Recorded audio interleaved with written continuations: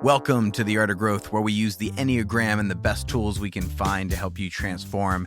And welcome to the Driven to Drawn panel series. If you're new to this podcast, we have now done several seasons of panels, that is, multiple people of the same Enneagram type talking together about what it's like to be them. One, because the Enneagram is supposed to be based on self-reporting. We don't tell you who you are, but we ask questions to help you reveal yourself and also help other people relate to your type and learn from these panels. This is our 6th season of panels, and our focus is Driven to Drawn. If you didn't hear our intro podcast last week, you can go and do that. Also, if you are new here, please go over to theartofgrowth.org and sign up for our newsletter. There are a lot of resources on the website, from Enneagram test, instincts test, a youth Enneagram test, as well as ways to connect with us for coaching. But this season is all about understanding a movement of the type towards being driven by the type, the automatic operating system that runs in the back of our minds that we aren't always aware of, that is driving us to meet needs, often that we have not even named. As Carl Jung says, until we make the unconscious conscious, it will direct our path and we will call it fate. So this is bringing intentionality, where we go from being driven by our type to being drawn into the high side, the healthiest side of our type, where we are free to be the version of ourselves that we want to be. So let's go ahead and jump in with this week's panel, the Type 8 panel.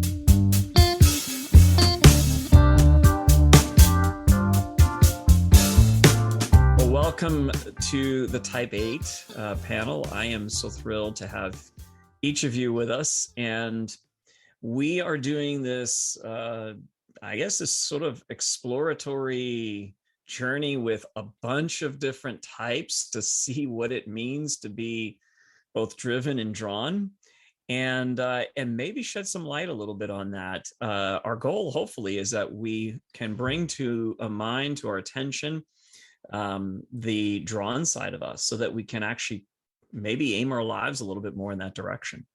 But it begins with awareness. And so in what ways are we being driven, in particular as type 8s? What I'd like to do is to start with just getting to know you a little bit. So tell me who you are, your name, and where you're from. Okay, I can go first. My name is Chelsea. I am from Blue Springs, Missouri, which is right outside of Kansas City. And I ran and owned a dance studio for 10 years.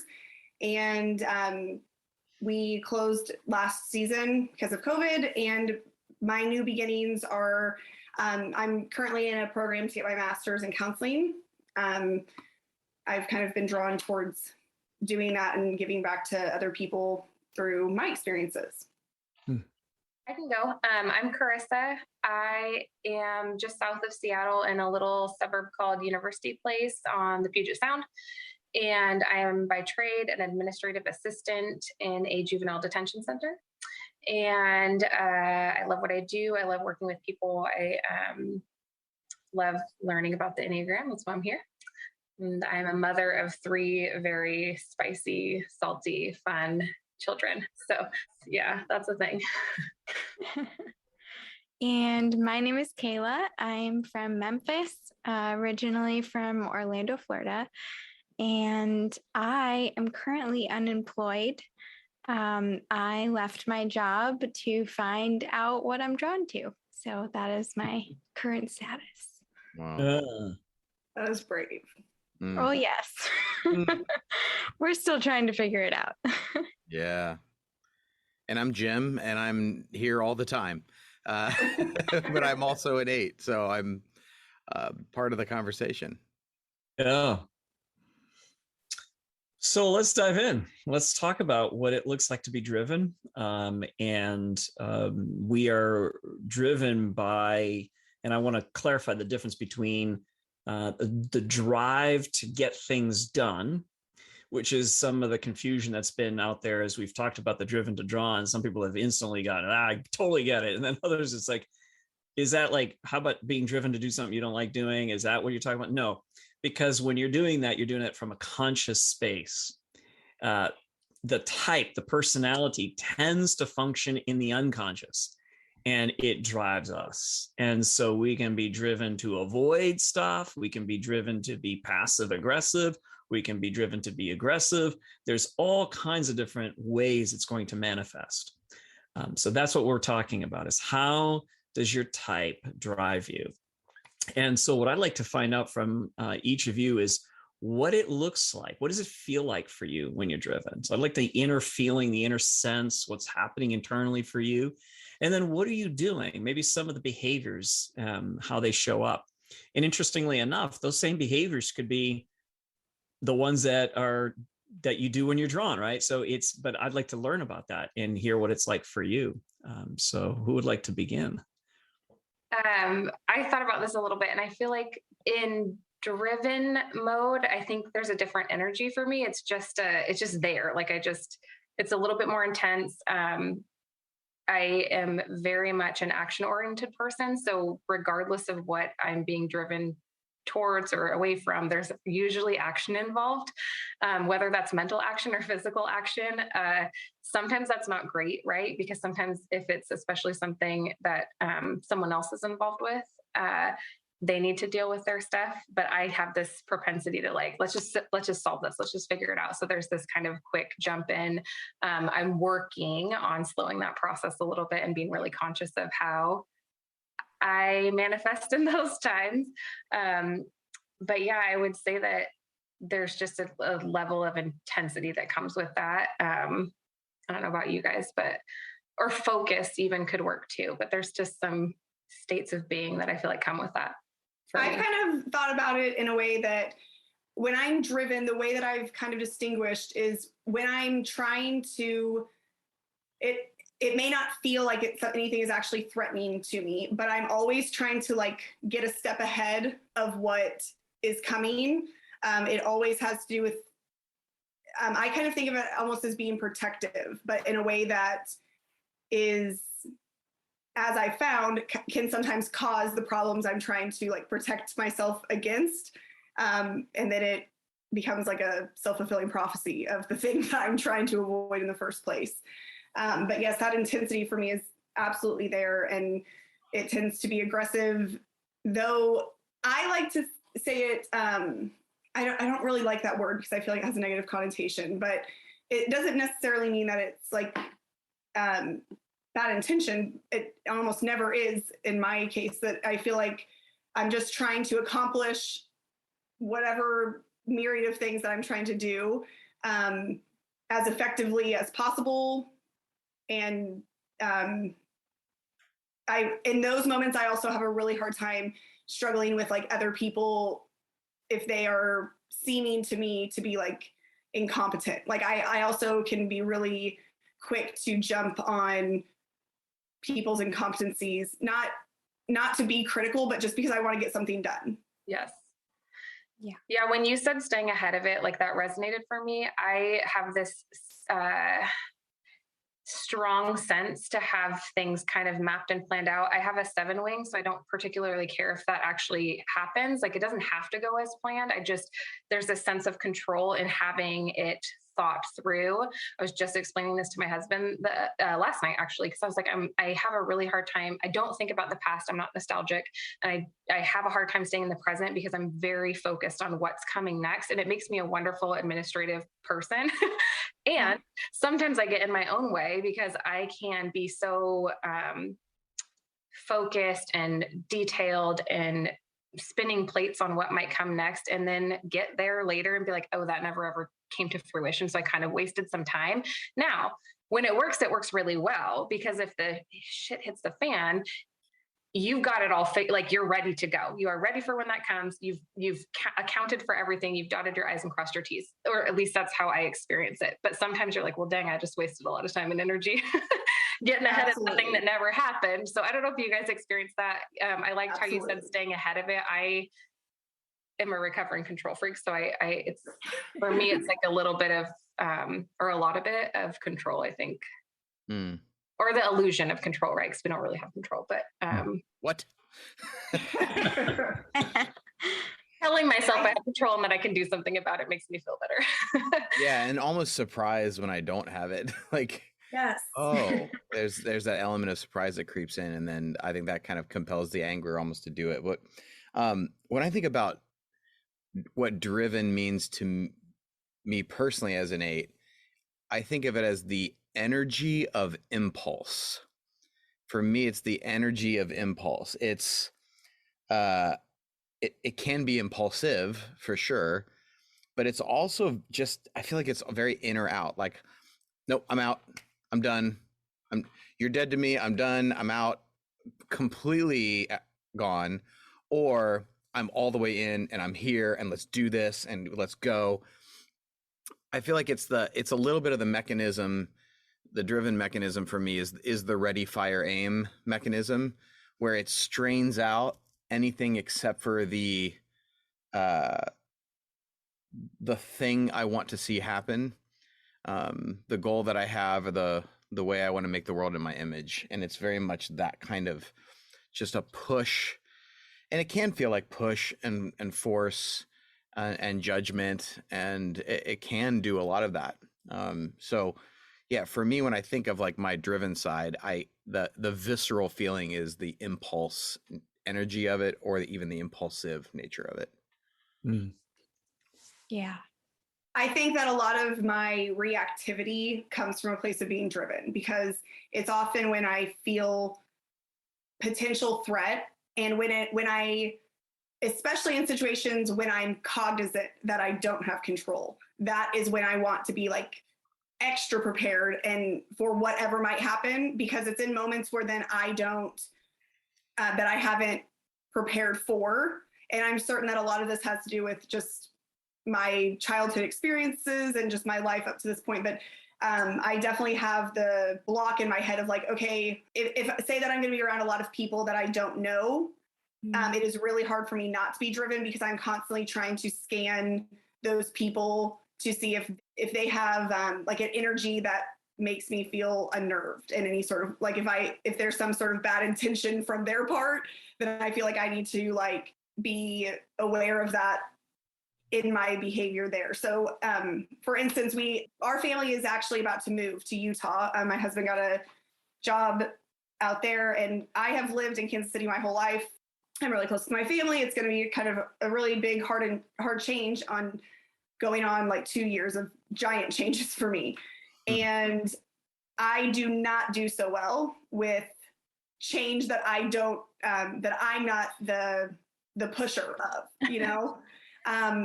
So a lot of this last year has been between decision to close the dance studio, between the move, and then a lot of like trying to figure out and understanding from my driven side, like, okay, I am not being the person I want to be. That is really where I feel like when I'm driven, while not every moment of being driven is necessarily negative, and I have absolutely had moments of positive result from being driven, because I think that if our brains had to constantly be acting from a conscious place, I mean, we can't function that way like 24/7. But when an actual perceived threat is involved, that is when I typically when I'm driven, is when I typically show up in ways that I am not proud of later. Yeah. That don't feel true to me. For me, like reflecting on driven versus drawn, I thought that driven was negative, like Joel said at the beginning. I felt that everything that everybody expected of me was what drove me. It got me in the mindset of like, do, forget yourself. Like, you don't have any limits. You're not allowed to have limits. You're not allowed to slow down. No time to think, trust your superiors, and just go forward. And for me, because I've had some time to like sit back, and I don't have like what I thought was exclusively a negative thing of being driven to get something done. Like, I don't know if it's like Joel said, like it does kind of show up in my drawn as well. Like I forget my limits when I'm really excited. Like I forget to pace myself when I'm really excited. And like, so for me, I'm listening to y'all and I've got all these things written down in my head of like what is driven. And for me, it's like the anxiety just creeps in, and it's what my actions are when anxiety takes over. It's just my state of being. And just understanding that anxiety is not always bad, which was a weird concept to me when I first heard that, of like, I'm allowed to feel anxious about something. It helps propel me forward into making choices and not just sitting and doing nothing and not making any choice and feeling like I'm falling behind. But it doesn't have to be like destructive anxiety. It doesn't have to like totally strip my health away. I'm allowed to slow down and think with that anxiety. So it's kind of like shaking up what I thought going into this of what driven really was.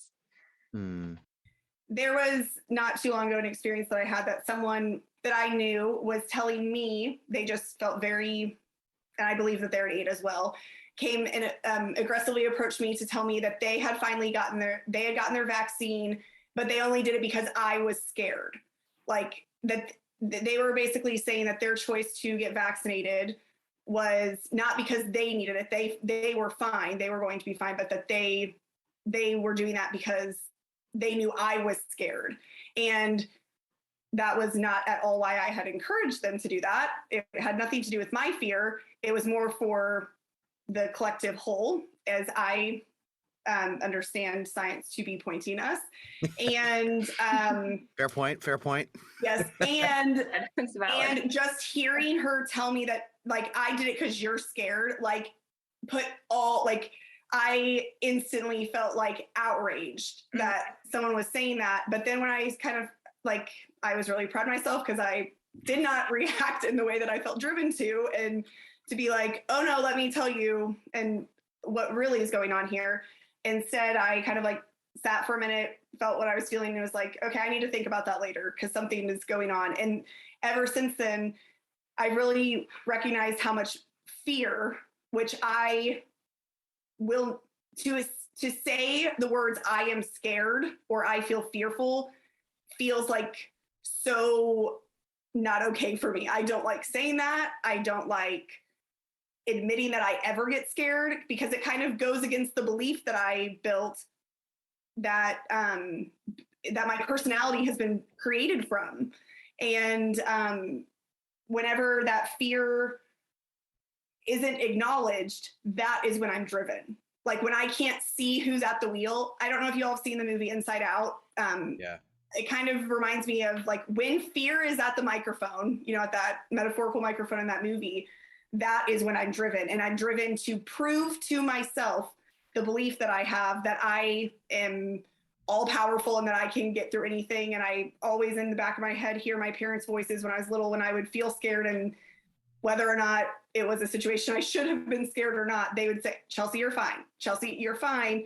And so that's the voice that you're fine, you're fine. And then I push through. I have to like prove that to myself. But that is where I feel driven. Like I have to just keep driving through no matter what's in my way to get to the end goal, to prove myself to myself, honestly.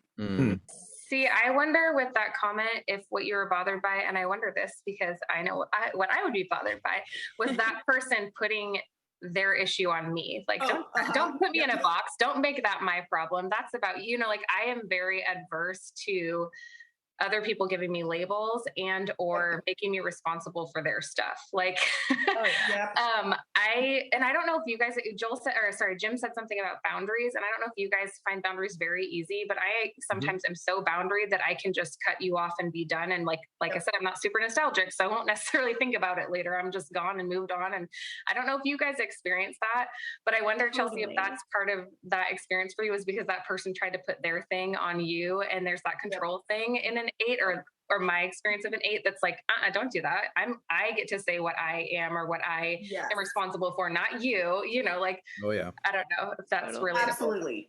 I mean, a lot of it for me has to do with exactly that. I don't like being told what I feel. You don't know what I feel. If you want to ask me, I'll always, I'm happy to share that. I'm very open book in that sense, but I don't like being classified as being a person that is scared. I don't think that I come off that way. And especially, I mean, in hindsight, I really think that a lot of that situation was projection, and I think a lot of other things going on. But yes, I do not like being put in a box unless it is accurate, and then I will tell you, like, yeah, I am scared, and that's why I wanted you to do that. But that was not the situation there, and so I especially don't like being labeled when it's not true. Yeah, don't interpret me. Like, that is so offensive. I was literally just training a company about this last week, and I was like, if you want to piss off an 8, don't just look at their actions, interpret their motivation behind their action, and you will see someone get very angry, because it's like, do not interpret me. Do not interpret my intentions. If you say, like, this was your action, yes, this was my action. If you say you did this because, and you fill in some story, oh dear God, have mercy on your soul and everything that I have just, the daggers that have come out of my soul that want to destroy every part of you. Yeah. I think accountability has to do with that too. Like, it's a matter of, I do want to be held to account. I hold myself to a very high standard, and I don't mind when other people do the same. But if you're going to just like put a label on me without being curious as to whether you're correct, like, and in that you're not actually holding yourself to account, that is what I'm not cool with. Yeah. So this little diversion has been brought to you by the Type A panel. This is great, because if you want to go, yeah, exactly. That's what makes it fun. What I'm picking up on, and this is what I'm hearing as the driven part, that is more of the unconscious part, is when there's something that happens that either your softer emotions you're starting to feel them, such as fear, such as sadness or shame, that starts to pop up, that is not the space that you want to be in. That feels very vulnerable. And so there's a conversion that happens to that emotion, and then it's turned into something that will push you to action, maybe anger or something like that. And that happens so automatically that you're back in the driven kind of modality. But a movement maybe out of that, would you say, would have something to do with maybe presencing some of those softer emotions and staying a bit longer in them? And if that's so, I'd like to hear maybe about that sort of, what does that look like to you when you're moving towards the drawn? What helps you to get there? Maybe first starting with what does it look like when you're in your drawn state versus your driven state? What are you feeling, and what are you doing? And then maybe we can talk about, like, how do you convert the two? How do you convert the drawn or the driven to the drawn? I breathe. The first thing I do that I notice, I'm breathing deeply. My husband will sometimes ask if I'm okay, because I'll just all of a sudden take a really big, deep breath. It's like, I just needed some oxygen. I needed to calm down. I needed to think. I like sway. I shift my weight from side to side when I'm thinking. And it just kind of, I start asking more questions than trying to solve things. That kind of slows my brain down. And also, like, it focuses me on trying to understand before I solve. It gets me in a more prepared state to step forward into a new situation. When I'm drawn, I've got time. I've got time to read. I've got time to collect the things that I need, and just think and test out, like brainstorm before doing. because I'm always doing. I'm always go, go, go. Like I don't stop to think, because when somebody asks something of me, I got to do it. I don't like no time to think, no time to be prepared, just go. So for me, my hack is deep breathing, but thinking, like not doing, for at least a minute. Like most things can wait a minute before I start them. Well, it's surprising how long a minute is. I mean, just that. And people might be like, really, a minute? You don't do it? No, a minute is ridiculously long when you're pausing, right? Isn't it? I mean, it feels like forever when you give yourself that break. And yet it's probably the most powerful 60 seconds of your day if you actually because it can change the course of your day. Yeah. I want to highlight what Kayla said, because it stands out to me so much. She said, in a drawn state, I have time. Mm-hmm. And I never feel like I have time. The number one anxiety, which I mutate into anger, trigger for me is not being on time. Like my daughter not getting ready in time for school, or we're all supposed to be out the door at some point and we're like leaving late. Everyone's nodding. Okay. Like it's just weird how that will trigger me more than almost anything else. In a drawn state, I'm like, okay, I can be patient. I don't actually have to do that right now, because for me, the anxiety, the very definition of it is must and now. Everything in the driven state is must and now, and everything in the drawn state is just like rhythm. We've been focusing so much on rhythm, but rhythms and I've got time. So when you said that, I was just like, oh, that's exactly right. I breathe, I slow down, I say this is enough. I'm still engaged, but it's calm effort instead of rush and force and push effort. Yeah, I agree completely. I think a lot of being drawn for me is synonymous with like a feeling of abundance. It's knowing that all will be well. It may not right now, but that everything will work out like it's supposed to. And that sometimes the things that feel most like they're not working out are in their own ways that we can't see at that moment exactly working out the way that they're supposed to. And in that driven place, I can't see that. I can only see the scarcity of time, energy, this demand of me that I have to make it be something it's not. Yeah, for me, I would say in a drawn state, it's similar to what you guys are saying. The two things that I thought about as I was kind of reflecting on this was curiosity is one of the states I find myself in drawn. But for me to be truly curious, I have to have time, right? Because otherwise I'm just doing. I'm not spending a lot of time like contemplating things. So that's one thing. And then embodied, I don't know about you guys, but for a body type, I was one of the most disembodied people for so many years of my life. I think growing up in purity culture and some other fun things like that didn't help. But I think I was so disconnected. Like I could tell you very clearly what my physical body was going through. So when I say embodied, I'm talking more about like emotional, spiritual, kind of mental health type stuff. Like that in driven, I would just literally burn myself out. I don't know if you guys have like literally put yourself into 100%. Basically the hospital or some sort of injury or something because you did not know when to quit. So that it's the opposite of that is true for me in drawn, where I'm like, oh, I feel myself depleting, or I feel myself really edgy and kind of not my best self at the moment. I should probably go to bed early, not stay up till, midnight reading or studying or doing whatever I want to do. In drawn, I'm just better to myself holistically.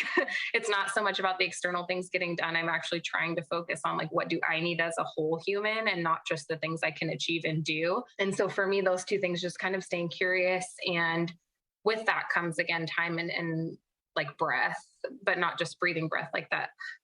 Just kind of space to to be. But I don't know about you guys. I feel like I have to force myself to do that well. It doesn't come naturally. So maybe that's the other thing too, is I feel like I have to push myself more into the headspace or heart space to be in a drawn space better, right? Like I have to intentionally lean into those other things that aren't my go-to responses. Yeah. And then that helps me get there.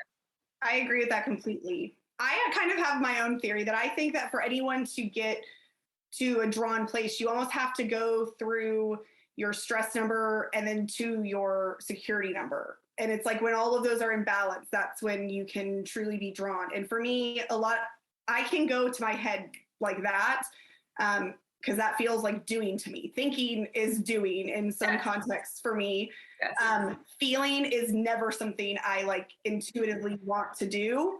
And it's not until I can get that part in, that I can get in touch with that part, not when it gets to the point that it's overwhelming and then I'm just like reactive out of my feelings, because right. That is not a good place for me to be.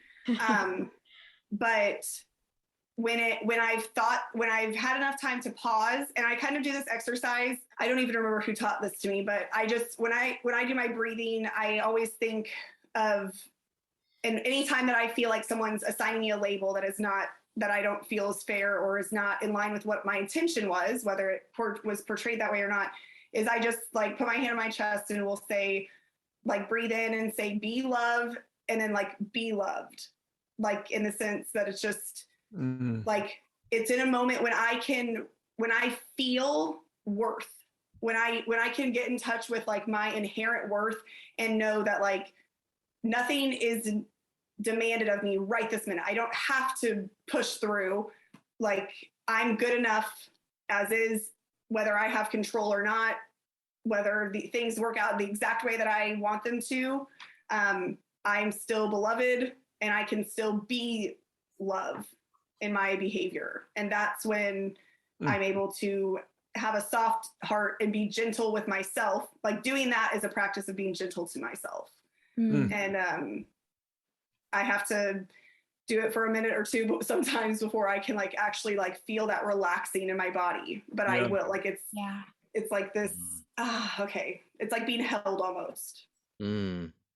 Definitely. I definitely identify with, I have to calm myself before I can be calm to others, to reflect calmness. Like if I am not getting myself together first and have like bringing some composure, I'm not going to help anybody. And I'm going to be the biggest stress in the room. And like, what are you doing? Why are we not doing this? But like, just in attack mode if I don't check in with myself first. This is so good. I'm going to ask a more difficult question. There is the drawn state, which you've described. This is what it feels like. This is what I'm doing a little bit, maybe a little less of the doing, a little bit more of the tuning into the self. What would you say your light, the light that is yours to shine in the drawn state, when you're drawn aspirationally to the higher side of who you are? What do you think it is that is the light that is yours to put out into the world? And in fairness to anybody who's listening, I did not prepare you with this question. But I really want to push, and I'm going to do this for other panelists too. I really want to push us to thinking more about that drawn side contains also this beautiful light that is ours to shine. And it's not something that is external. It's something that's really internal. That is, came with a package. Yeah, if I'm understanding your question correctly, I think I've experienced this a lot in the last couple of years. But because it's not always intuitive for me, I feel drawn towards people who do things differently than I do. I think Joel, you and I talked about this a little bit in our one-on-one.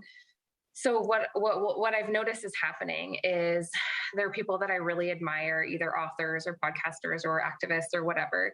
And the way that they go about doing their work is just very different than the way that I would do it. And I find myself drawn towards that. So I guess one of the things I do is I just kind of sit with it and listen and try to pick up on, oh, that's not how I would have responded, or that's not what I would have said. And I try to practice, I think what I was saying earlier, like that curiosity, but really appreciate, because there's some people that are very, very different than that I find myself really drawn towards.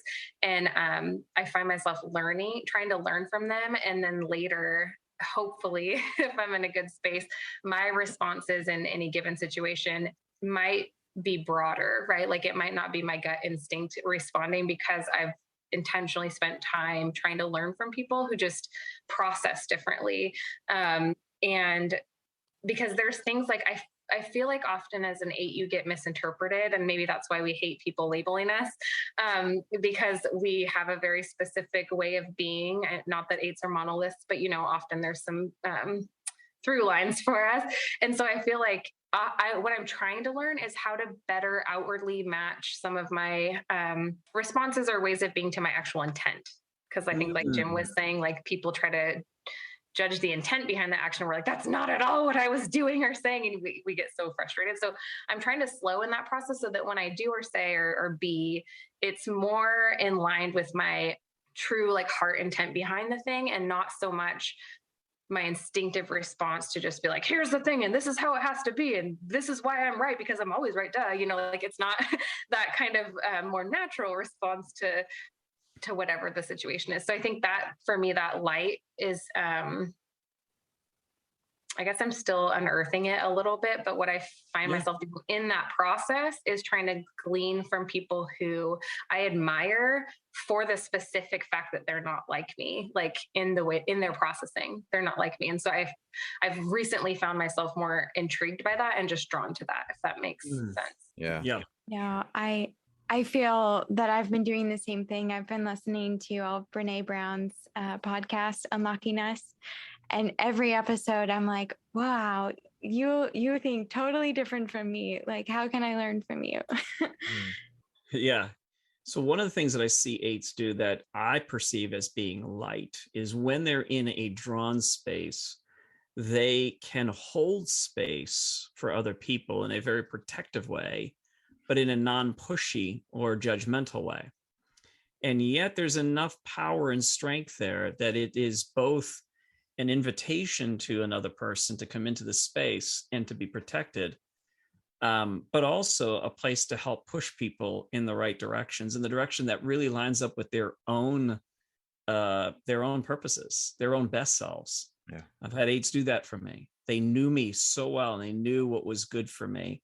And when they were slow enough, which wasn't common for some of my close friends, but when they could listen very carefully, hear what it was, hold space for me, and then say, boom, this is the truth about you. And it would resonate deeply with me. It was like, yes, you're absolutely right. It would clear the clutter, clear the mud in my own brain, give me perspective, me clarity on it, and then get me moving again.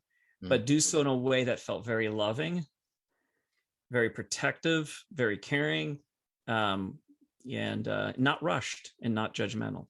So I'll put that out there as like, that's one of the big lights I've seen. And sometimes it's hard to see that in oneself, right? It's hard to like reflect on, yeah, that is my light. But when you hear it, right? So your heads are nodding because you've done that for other people. You've done it. You've seen that side of you. And that's what I perceive as being part of your light. It's a whole lot more than that, but that's part of the light that's there. Well, the flow state to me is, and the light that I feel like I bring is something that I've stumbled upon more than was intentional. It's like paying attention when I've stumbled upon it. But there were moments throughout my whole life when I was talking to someone and they're having a hard time. And if like I can encourage them and make them feel like they can handle what's in front of them, they feel empowered. And I would notice something that would happen is when I was making someone else feel empowered, that gave me more access to my heart than I had for myself. And I'm getting some nods here. Okay. And for me, it was like I would start to even tear up, which is something that I wouldn't normally have access to. So it was like, oh, flow is I'm doing something where I'm integrated. My body feels like yes to the space. My mind is like firing because I'm seeing I'm curiously taking in the environment and directing it clearly, and my heart's online because I'm connected with this person and I'm like helping them. And a lot of times I'm like defending them to them because they're being hard on themselves or something. And it's just like, no, I was literally just doing this with a 4 client yesterday, whereas they were super down on themselves. And I was like really defending them to them. And it was like getting me like all fired up. And then they felt better, but it's just like in that space of like, well, this is that light of empowerment and having this kind of conversation. But when I know that I'm in that space, that integrated space, it's because I can feel my body feels good here. For some reason, good thoughts are coming to mind, clarity is coming to mind, and my emotions are actually engaged in this space. And then I'm like, when all three are going, like, okay, this is flow. This feels good. Yeah. I think that, that belief that I have in myself about how I can overcome is because I've been conditioned that way. And I would imagine most 8s would say they feel the same, or at least have had the experience of being viewed as powerful. And I think sometimes that power can feel overwhelming even to me. Like it feels like a responsibility that I need to take very seriously, because when I'm not conscious of it, it often is not utilized in the way that I'm intending for it to, or at least that's not how other people experience me. And I think what I've been realizing is that like my true power seems best spent at like this intersect of like my deepest held convictions and like fighting on behalf of like this invisible order that I feel in my body is possible, that only I can help uniquely manifest and like add to the world. And I think that, Jim, what you were saying is really resonates too, because a lot of that for me is when I can hold space for others and help them see in themselves what I so clearly see in them, whether it's the suffering or pain that gets in the way of that they're experiencing gets in the way of that and kind of blinds them from seeing their own gifts. I am really, really good at seeing potential in other people. That is like a superpower of mine. And whether it be when I taught dance, it wasn't just limited to people's dance ability. It was just helping develop them into the people that I knew they had the potential to become, and helping, I guess, lead by example of being a strong person that still has the ability to show empathy to other people's suffering, because I have such a great passion for holding space for people's feelings that other people's lack of ability to tap into because of their own discomfort that gets brought up. Like I have power in myself to hold space for that. And I think that a lot of people get confused because where their problems and their pains are avoided, they feel like they're just not believed, and that like maybe that isn't really how they feel. They start questioning themselves. And I think that I have the unique ability to be like, no, what you feel is what you feel. You feel that for a reason. There's something that happened that made you feel that way, and to help validate that so that then they can move beyond it. And that's kind of what I feel like is like mine to do. I don't necessarily, the dance studio situation really just fell in my lap. It was kind of random, and I'm trusting and having faith that this move for our family is that same sort of thing, that it's beyond my control as far as the big picture, but that is really what I always seem to come back to from my youngest days in kindergarten, when there was a kid getting bullied and on the playground, and I went and put it into that real quickly. Like that's always been something I remember doing in my life. Yeah. I feel when I'm really in tune with my social side, when the injustices of the world, and I'm really looking out for who's the underdog in the room and how can I lift them up, and who's beating them down, and what I'm trying to do now is instead of attack the people that I perceive as the threat, just holding that space, holding them, and just being like, all right, stop. We're going to understand this thing. we're not going to fight. I'm not trying to hate on you, and I'm not trying to pity you. We're going to think about what's happening. We're going to talk it through, and we're going to understand. And then we can hit play again and see how you feel. But first, we're going to understand each other. I think that that's definitely my go-to of like, as what I see my light is understanding. Just every person deserves love. Every person deserves to be understood. And every person has gone through some things and that are worth mentioning, especially in moments of tension and moments where there is somebody being oppressed here. And that's my total social side injustice. Like I want it to be right. I don't want to just fix it and slap a Band-Aid. Like I want us to understand together. I love that, Kayla. Wait, you said just remind me of like, oh yeah, the Driven growing up was like a bully is picking on someone, defend the victim, kill the bully. Yeah. And the Drawn state is like, I can actually make room for both of them and contribute to the redemptive story of both. Yeah. The light of how I experienced being an 8 has always been the person willing to stand up and be like, nope, this has to stop, or this has to change. Like when other people might be thinking it, but not willing to risk saying it or acting upon it. I think that the true light, though, probably what Joel was getting at, is when you can do the more integrated version. Like Jim said, you're not just fighting for the sake of fighting, like you have not just the moment in mind, but the end game in mind, right? Because I think that's a shift I've had to make, like in that gut response of just attacking the bully per se, just to get the situation to stop. It's still right. Like we still need to stop those injustices and things that are happening. And there can be a better way to do it with the long-term like end game in mind, where you're, like Jim said, holding space for both things. Because what I've found is past versions of myself in some of those moments of conflict or addressing situations that needed to be addressed, the way that I've gone about doing it has not always been effective. And so when I was saying, like, I tried to learn from people that I'm like, oh, I admire how you do that. It's so different than me. Part of that is so that that space can be held in a better way. Because ultimately my end game is for a more loving and whole world where people aren't experiencing oppression at such drastic disparities across gender and culture and race and all the things.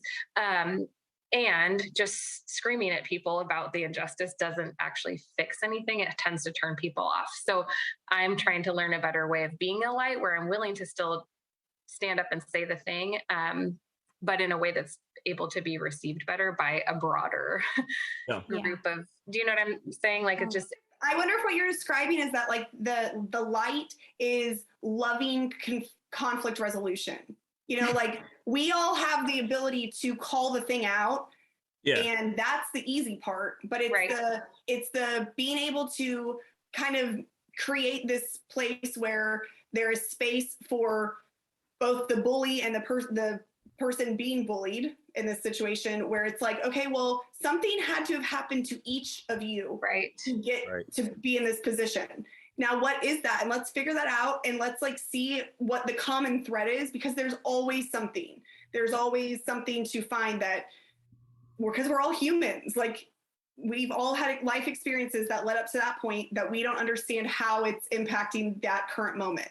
And I think that the strength that 8s have can be facilitated towards empowering others by holding space for that conflict and allowing there to be resolution in a way that is loving rather than shaming. Yeah. I feel like there has to be an ability with that to hold space within yourself a little bit as well. Like it's got to be affecting you at a deep level when that all that kind of stuff is happening. The chaos is happening around you, and that reaction is like, let's deal with this now, because you're feeling it so viscerally internally. And so how do you feel like you have to hold space, like, okay, that's what I'm feeling viscerally right now, and I'm so can I hold space for a moment there So it's both an internal and an external holding space. You're holding space for other people, but you're also holding space for your own visceral feeling of, this is wrong, this has to end now, we have to change this. I think it's really tricky when it comes into injustices that maybe have like personally impacted.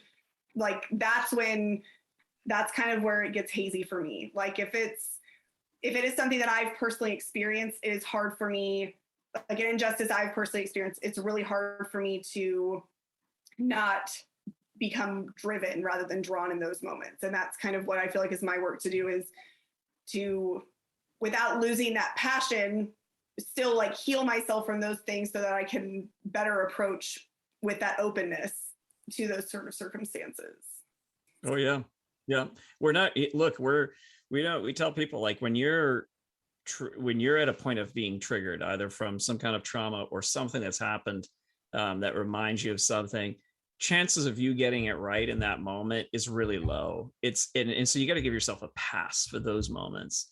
So we're not trying to work at when our nervous system is all out of whack and it's reactive. That's when it's at like a 10 on that the needle's pinned at 10. That's not when to do the work. That's not when to go, oh, okay, I can definitely pull back. I can, really think about this. No, but there's a way to stop yourself from being, from creating disaster in that moment. You all know how to do that, but to actually expect that you're going to really like do it right and do it well and do it in your, preferred drawn state, probably not. So we give ourselves grace because we're in the process. This is all about process. This is all about how to continue to move towards that. So I think what you described is absolutely right. You've got to heal first. You've got to do some of the work, and then eventually those things aren't as problematic. But it's this idea of holding space, I think, and that's what we're all learning and practicing, or trying to practice. Those of us who are in the work of self-development and growth, is recognizing that the world is integrated, whether we are integrated or choosing to be integrated or not. It is. What happens on the outside also happens on the inside. What happens on the inside happens on the outside. And if we're trying to fix the outside because it's trying to solve an internal problem, we're never going to get there. We're constantly going to be doing that for the rest of our lives.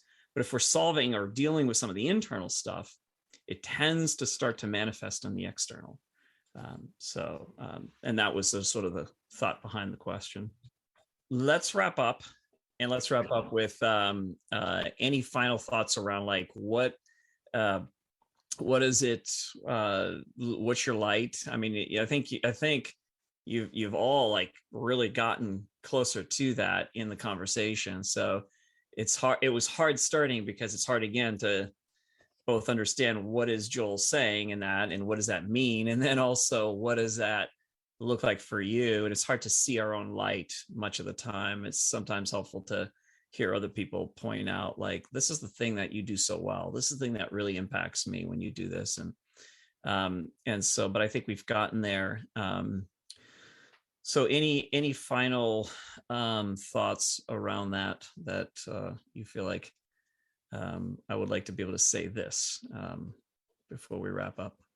I think that the final thought that I had is, to me, with eights, I've often heard, depending on who you're listening to, like the passion or the thing that we are drawn towards is like this lustness for life, like just aliveness. And I think that so often the correlation between driven and drawn, for me, like the motivator is seeking aliveness, but when I'm driven, the things that I'm doing are actually causing me to like slowly die, by like the death by 1,000 paper cuts kind of situation, that it often leads to results that I don't, I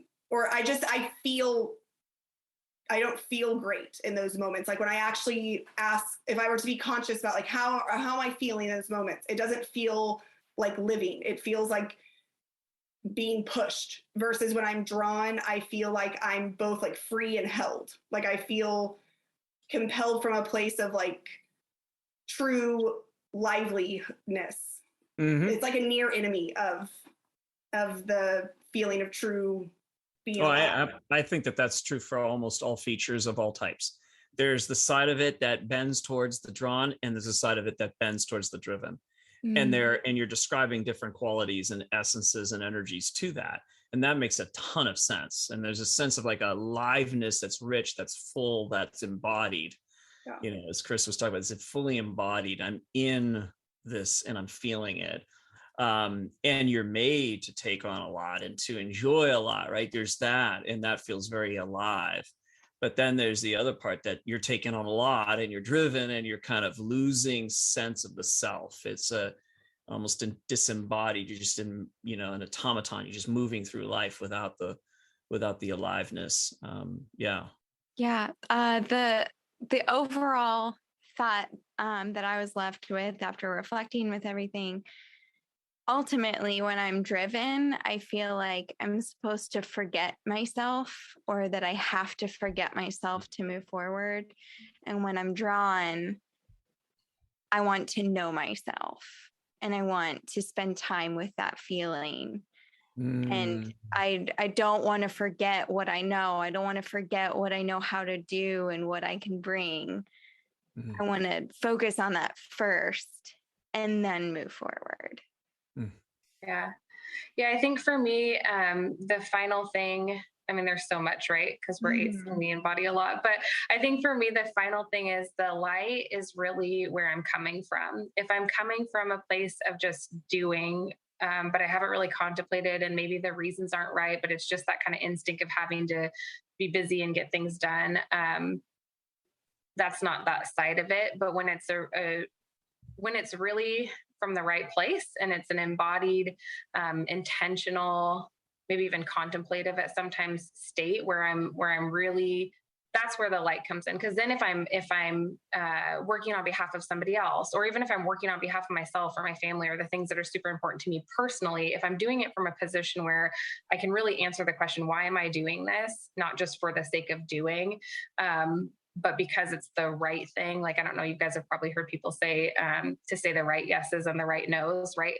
As an 8, I had to learn to say no. And that was a hard lesson, because I like to be busy. Like, I can get ish done and I can get it done fast and effectively and efficiently. But I think for me, it's really like where the state that I'm in. Am I just doing for doing, or am I actually doing because it's truly what's right for me? And even for that other person, right? Because sometimes we just got to let people deal with their own stuff. It's not our place. And so I've had to learn those things, and I'm hoping to continue to learn that, because I feel so much better. I think Jim was talking about that, just how you feel really like that flow when you're doing it from the right place. And so just that mindfulness around it is, I think, the light in what I'm learning and how I'm growing as an 8 wandering through the world. That's what we're all doing, right? We're all wandering through and helping each other see a bit more. So I love that. I think those are all really helpful. Yeah. Well, thank you so very much to each of you for opening up your world, your heart, for being here, and for sharing your own experience of what it's like to be you in that driven and also in that drawn state.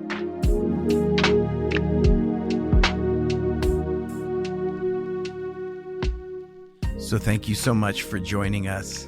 If you're interested in coaching with the Art of Growth, you can reach out to Joel Hubbard, Suzanne York, or me, Jim Zartman, at theartofgrowth.org. And you can ask us about our new 6-session coaching packages. Also, if you leave us a review on iTunes, it really helps people find the show. And you can follow us on Instagram at Art of Growth. But for now, my friends, may you start to feel the pull in you, moving from the drivenness of impulse to the drawn of invitation, from the narrowing and the few choices to the expansive and the many. May you feel yourself expand this season as you lean into your drawn self and consider where you are at your best, and ask yourself, how do I become more of that?